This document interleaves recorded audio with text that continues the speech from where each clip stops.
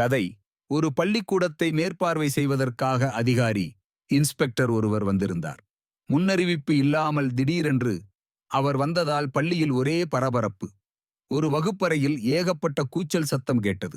அந்த அதிகாரிக்கு கோபம் வந்தது.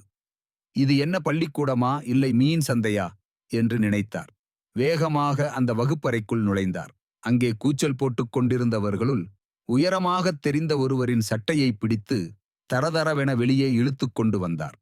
நேராக தலைமை ஆசிரியர் அறைக்குள் அவரை தள்ளிவிட்டு, இங்கே யாரும் இல்லையா? தலைமை ஆசிரியர் எங்கே என்று கத்தினார்.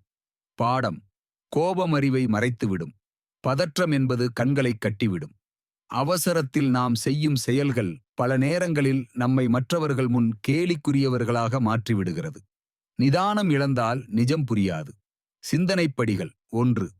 எந்தச் சூழ்நிலையிலும் பதற்றப்படாமல் நிதானமாக இருக்கப் பழகுங்கள். 2. கோபம் வரும்போது எதையும் செய்வதற்கு முன் ஒரு கணம் சிந்தியுங்கள். 3. அவசரம் என்பது கவலையைத் தரும். நிதானம் என்பது தெளிவைத் தரும். நீதி. பதறிய காரியம் சிதறும்.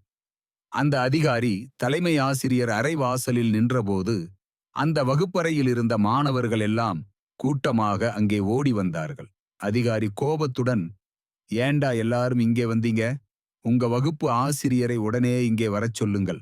அவரிடம் நான் பேச வேண்டும் என்று கத்தினார். அதற்கு அந்த மாணவர்கள் பயந்து கொண்டே சொன்னார்கள், ஐயா, அது முடியாத காரியம். ஏன்னா இப்ப நீங்க சட்டைய பிடித்து இழுத்து வந்து உள்ள தள்ளினீங்களே, அவர்தான் ஐயா எங்க வகுப்பு ஆசிரியர்.